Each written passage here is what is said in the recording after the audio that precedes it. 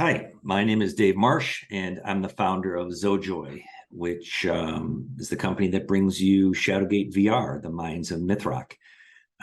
This game is our first VR title, although we've made plenty of video games before this, most notably Shadowgate. Back in 1987, Carl Rulofs and I created that game for the black and white Macintosh that had just come out. It's been ported to over 15 platforms. Everything from the Apple II GS to a Palm and Pocket PC. But most notably, people remember it from the NES, which was very, very popular. And it was one of the first non-side scrolling games out there. So a couple of years ago, a friend of mine, Rich Douglas, who does all of our music, he's fabulous, encouraged me to pick up an Oculus headset and try to make a great Shadowgate game on it.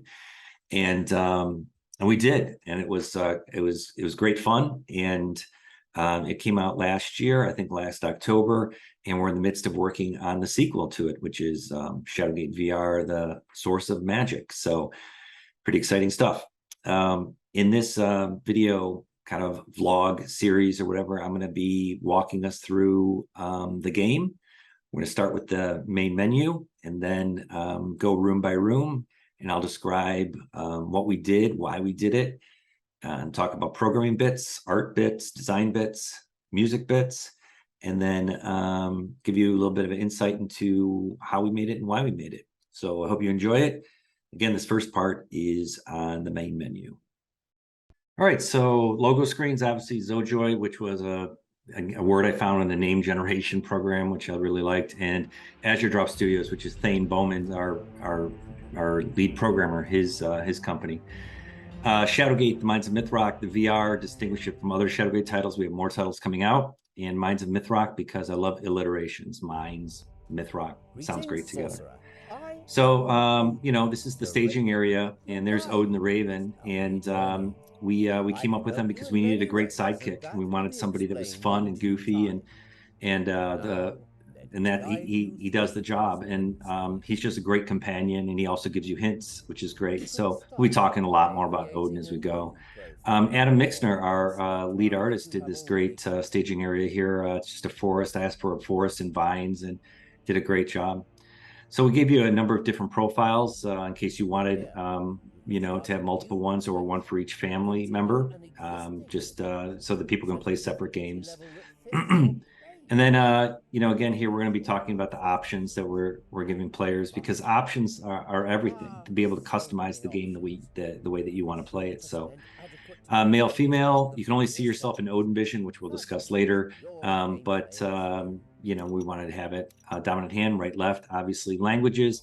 Oculus said that there were 6 languages that we should get, which is English, French, German, Korean, Japanese, and Latin American Spanish. So we did that. And then standing and sitting, and also a slider bar that one of the players suggested because he was so tall, he was having problems using standing. So we added that. We'll talk about difficulty levels in a little bit. Hints on and off. Odin gives you hints, 3 layers of hints, like a vague one, not so vague, and then tell you exactly how to solve the puzzle. But if you want a hint, you can ask for it. If you don't want a hint, you don't have to ask for it. Odin can get really sarcastic. We made it so that you could turn that off. And then silly spider mode. Look, if you have arachnophobia, we want you to still be able to play the game. So you can turn realistic spiders into kind of Pokemon looking things. Just some other options on turning and moving and teleporting in the game. Also the shield, you get a shield later in the game. You can put on your forearm, or you can put it again on front of your hand. And then different ways of grabbing objects in the game. Not only, it's important that, some players have come back and said, hey, can you make a few options for this? And we said, sure. Subtitles on and off, voice subtitles. We'll talk about that. That was crazy. Tutorial text, which is text that comes up here and there during the game if you want it. And then Rich Douglas, who has been just a faithful friend and a great musician and composer, did all the music and ambient sounds in the game. And I'll be talking about that as we play and how we decided that we're going to do that. Just the controller layout here. just to once you make the changes in the options, you can go ahead and come into the controller layout and look and see which buttons are tied to. At any point, you can get to this at any time during the game. Achievements. So obviously, this is an adventure game, action adventure game. But for some replayability, we made it so that you can have 11 different achievements, including the Juggernaut, which you can get by winning Iron Man mode, which I'll talk about. The gold shop, so important. We couldn't have it at launch because we didn't have enough time, but you collect gold throughout the game, and you weren't doing anything with it. So we made it so that you could skin your wands, you can skin Odin, give him different hats as you collected it. You can give him different particles, bodies, and then later you get a shield and you can skin your shield. So we just want to have all this. Start the game, I'm just going to put Odin in his default mode. And then there was credits, so we don't have to go through those.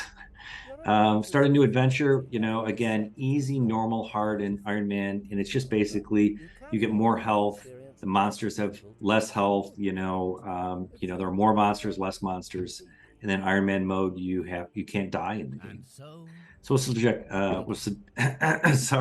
we'll select normal. And I asked Adam to make it feel like we're going through some sort of portal, which he did really great here and stuff. And it gets brighter and brighter as you go. And so this is basically teleporting the player from the main staging area into the Mines of Mythrok, which we will talk about on the next video. So thanks, and I'll see you then.